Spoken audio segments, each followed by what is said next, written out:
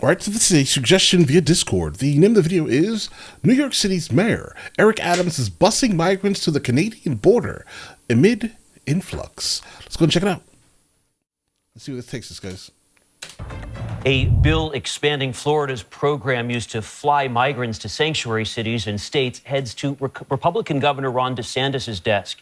State lawmakers passed the controversial bill on Friday, allowing Florida to relocate migrants from any state. Conservatives claim the practice is necessary because of the border crisis, while human rights advocates compare the program to human trafficking. Ooh, that's tricky. I definitely wouldn't say that it's trafficking, guys. I mean, if a place is being completely bombarded by migrants, I think that it is completely okay to move them to a place that is not being completely bombarded by migrants, specifically if the city can no longer take the influx of migrants specifically on their system, right? I think that is only fair. They came to America, sure, but they need to be put in a place that can actually kind of withstand that. Let's say, right? It's only fair. What's fair is fair. Human rights advocates compare the program to human trafficking. Meanwhile, New York City is busing migrants to the Canadian border. Mayor Eric Adams says it's an attempt to help people who want to go elsewhere. Okay. Here to discuss is Stefan Reichhold. He's the executive director for the Roundtable of Organizations Serving Refugees and Immigrants, which helps support and defend the rights of refugees and migrants and immigrants in Quebec. Thanks for joining us. Let's start with just the latest from Canada. What is your organization doing to help with this influx of migrants? I'm the head of the umbrella organization, which has about 100 different community-based nonprofit organization who normally helps newcomers who come to the province of Quebec, and they're funded by the government, by the provincial government. I mean, to help all the newcomers, and this includes also asylum seekers, of course, who come through the border. I want to ask. Asylum seekers or economic migrants? We need to be fully aware of the differences between these terms, because based off of the majority of interviews that I've seen of the people coming through the border, they all say they're coming here for work, specifically not asylum. So asylum seekers, of course, who come through the border. I want to ask about what's happening here in the U.S., because what we're seeing happen, Stefan, is people being passed from one state to another. I wonder how you interpret that. I mean, what does this say about how people in developed nations like Canada and the U.S. are treating migrants? Yeah, well, what we know after what people are telling us, I mean, they decided if they're in New York, in Boston, or wherever, they want to come to Canada.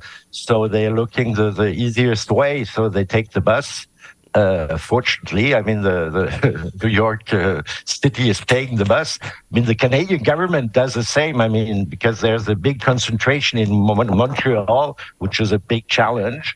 So they pay for the migrants to go to Ontario or to another province. So it's the same phenomenon. We try. Right, and that's why I didn't agree with the concept of trafficking in this instance, because I can only imagine that the most logical thing to do here, specifically if a city is being literally bombarded, that it is to move people from this place to this place, right? To send them in other, so the challenge is smaller, yeah. It's interesting because I was reading a bit about this in Canada. You all are at this point trying to encourage more legal migrants to come to deal with falling birth rates and labor shortages there. So I wonder how this squares with that. He likes it. I mean, there's of course. I mean, based off what you just said, I mean, if you talk about falling birth rates and things like this, I mean, he obviously is down for the cause here. And if that's the case, I would say the people that are completely bombarding our cities should go to two places, I would say. Denver, based off of the mayor there, saying that he has no problem with the influx of migrants, so let him have the overwhelming majority. Let's see how long that takes. And then to Montreal. Here in Quebec and in Canada generally, there's those who say we need more migrants, And asylum seeker, I mean, they're often well educated and they get a work permit very quickly. So the work in terms of potential working forces, I mean, it's very high. And others say these are illegal migrants. We should send them back, which is actually technically not possible with the safe third country agreement between the US and Canada. So if Canada needs more migrants, why are we sending people away? Well, we don't send people away. I mean, Canada is not because they are allowed as soon the rules and the law is as soon you have a foot put on the Canadian soil, you're entitled to ask for asylum. So that's what happens at Roxon Road. The people cross the border.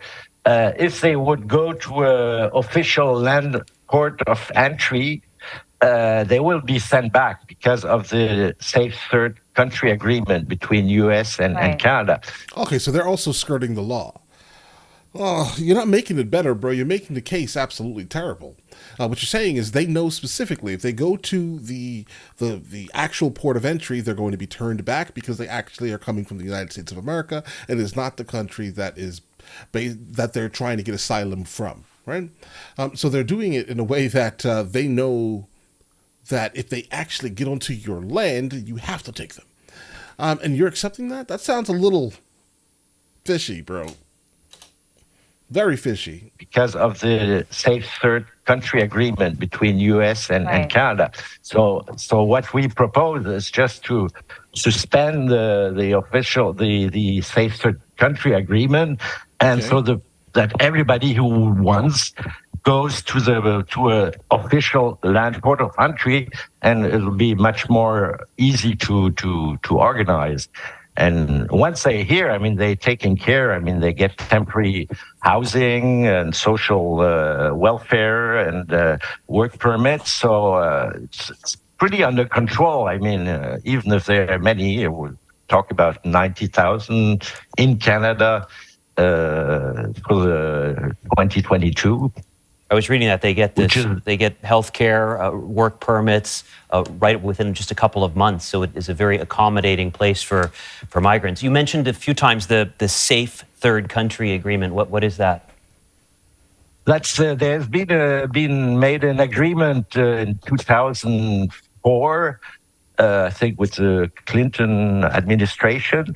So a person who is Canada ought to ask for asylum in the first country where he arrives.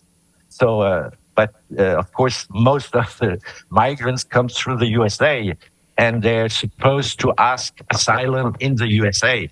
But as you know, the asylum system in the USA is a bit problematic, which is easier to get asylum in Canada than the USA. So many prefer to go to Canada.